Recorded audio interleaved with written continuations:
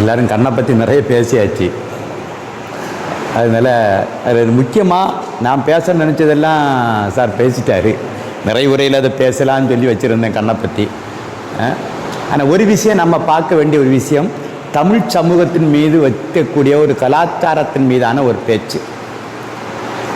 இப்போ என்னென்னா, நம்மளுடைய பண்பாடு கலாச்சாரம்னு சொன்னால் நமக்கு சம்பந்தம் இல்லாத ஒரு கூட்டம் தான் நம்ம மேலே கட்டமைச்சிருக்குது. பெண் காதலை சொன்னதில்லைன்னு ஏற்கனவே முத்தொள்ளாயிரம் அதை தகர்த்துட்டு இந்த அதிகாரத்தில் பெண் தான் காதலை சொல்லக்கூடிய தன்னுடைய கஷ்டத்தை சொல்லுா. இது தமிழின் ஒரு அடையாளமாகத்தான் வள்ளுவரை நான் பார்க்குறேன். ஏன்னா கண்ணு இதுக்கு மட்டும் இல்லை, காதலை சொல்லுக்கும் இல்லை, பிள்ளைகளுக்கு கம்பேர் சுற்றி போட கண்ணு வச்சுட்டாம்னு. உங்கள் வீட்டில் போய் சுற்றி போட சொல்லு, நான் கண்ணு வச்சிட்டோம்மா சினிமாவில். ரெண்டாவது, இது ஒரு ஆயுதமாக நமக்கு பயன்பட்டுருக்கு. நோக்கு வர்மம், கண்ணால் பார்த்து ஒருத்தனை தாக்குது. அப்போ நம்முடைய எந்த உறுப்பும் தொட்டு தான் தாக்க முடியும், கையோ காலோ உடம்போ எதுன்னு. ஆனால் தொடாமலேயே தாக்கக்கூடிய வலிமை உள்ள ஒரு உறுப்பு கண். அப்போ அது எவ்வளவு தூரம் அது என்ன கண் அவ்வளவு அதான் கண்கள் இரண்டும் உன்னை கண்டு பேசுமோ, கண்கள் பேசுமான பேசும். ஒரு கூட்டத்தோடு ஐயா சொல்லியிருக்காரு, 2 நாய் சந்திச்சுக்கிட்டது தனக்குள்ளான உணர்வுகளை மொழியை கடத்தி விடுவது சமைச்ச கண் மூலம்தான்.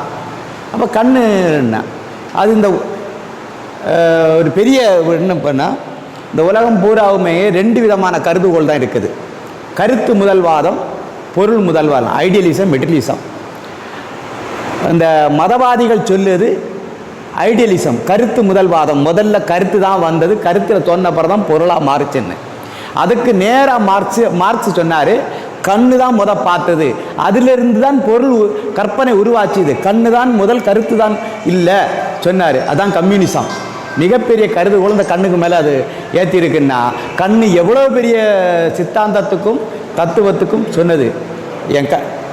நீதிமன்றம் கூட ஐவிட்னஸை தான் கேட்காங்க, கண்ணால் பார்த்த சாட்சி. காதால் கேட்பதெல்லாம் ஏற்றுக்க முடியாது, கண் கண்ட சாட்சி யாராக இருந்தால் சொல்லுங்கன்னு. இங்கே பிரிந்தவரை காண வேண்டும் என்று கண்கள் விதுவிதுக்கும் துடி துடிக்கும், அவ்விரைவால் மனம் அழிந்து வருந்துவது. இதுதான் விதுவிதுப்புக்கான துடிப்புன்னு தமிழர்கள் சொல்லியிருக்காரு. துடிக்கியது கண்ணு காதலரை கணவரை பிரிந்து வாடும்போது எப்படி துடிக்கியது. இப்போ நம்ம இணையத்தில் வர பல செய்திகள் அது சம்பந்தமானது இல்லை, வராமல் போயிட்டா நல்லதுன்னு. விக்ரமாதன் கதையில் கூட ஒரு பெண்டாட்டி காதலனோட சேரதுக்கு வேண்டி கணவனுக்கு கண்ணை விஞ்சு போடணுன்னு சாமியில் நேர்ச்ச வைப்பான். என் மாப்பிள்ளை கண்ணு தெரியாமலே போட்டு நான் பார்த்துக்கிடுன்னு. ஆக கண் அவ்வளோ பெரிய விஷயம் இருக்குது. இது இந்த 10 பாடல்களையும் பெண் தன் கணவனை பிரிந்து வாழும்போது கண்ணு எப்படி அவர் என்கிட்ட கொண்டு வந்தது, இப்போ கண்ணு எப்படி கையறு நிலையில் நிற்கிது. ஒரு கண்ணு எல்லாம் சாதித்தது, காதலுக்கு கண் இல்லைன்னு சொன்னால் இந்த கண்ணை சொல்லல, கருத்தை அளிக்கும். இப்போ நீங்கள் காதல் பார்த்தீங்கன்னா, காதலிச்ச ஆள்லாம் டைவர்ஸ் பண்ணு ஒரு பேச்சு இருக்குது. பொருத்தம் பார்த்து வைக்கிறது அந்த கண்டிஷனில் இருக்குது. ஆனால் கல்யாணத்துக்கு முன்னால் பார்க்கக்கூடிய கண் அவனுடைய நிறைகளை மட்டும்தான் பார்க்கும், கல்யாணத்துக்கு பிறகு குறைகளை மட்டும்தான் பார்க்கும். அதனால தான் காதலுக்கு சரியான கண் இல்லை, வேறுபட்ட கண். கல்யாணத்துக்கு முன்னாலும் நிறை மட்டும்தான் தெரியும். அவள் கோவப்பட்ட எவ்வளோ அழகாக இருக்குன்னு தெரியுமான்னு இவன் சொல்லுவான். கல்யாணத்துக்கு போகிற நாய் எப்போ பார்த்தாலும் இடிச்சு மூஞ்சி கிழிஞ்சு தான் விழுன்னு. காதலிக்கும் போது இவ தான் எரிஞ்சு விழுந்தா. அப்போ நாயேன்னு கூப்பிட்டுருப்பா, இனிச்சிருக்கும். இப்போ நாயன் சொன்ன கொப்பந்தான் நாயம்பான்.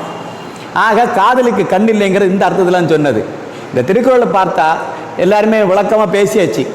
இது அதுக்கு மேலே ஒரு கருத்து சொல்லி இந்த பிரசங்கத்துக்கு மேலே அதிக பிரசங்கம் வேண்டாம்னு நினைக்கிறேன். ஆனால் அதில் 5-6 சீர் ரொம்ப சிறப்பாக இதில் இருக்குன்னு நான் பார்க்கேன்.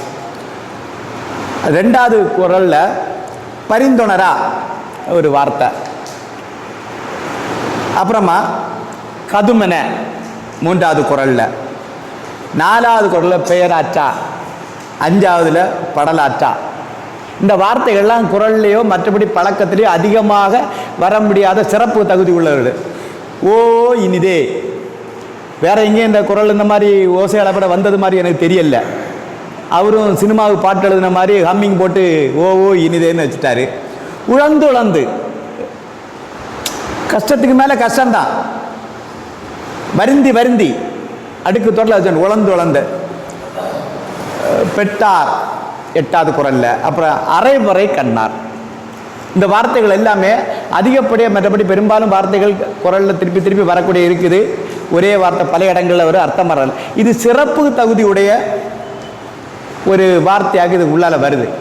அப்போ இந்த இதில் நம்ம பார்க்கக்கூடிய இந்த 10 குறளை நம்ம முக்கியமாக பார்க்க வேண்டிய விஷயம், நம்ம உறுப்புகளிலேயே நமக்கு நெருக்கமானதும் அன்பானதும் அணுக்கமானதும் துன்பம் தரக்கூடியதுமான இந்த கண்ணு தான். நம்ம என் கண்ணேன்னு குமிஞ்ச நம்ம தான், கண்ணவிஞ்சு போவான்னு சொல்லுவது நம்ம தான். ஆக கண் அவ்வளோ முக்கியம் என்பதை சொல்லி வாய்ப்புக்கு நன்றி கூறி முடிக்கிறேன். நன்றி, வணக்கம்.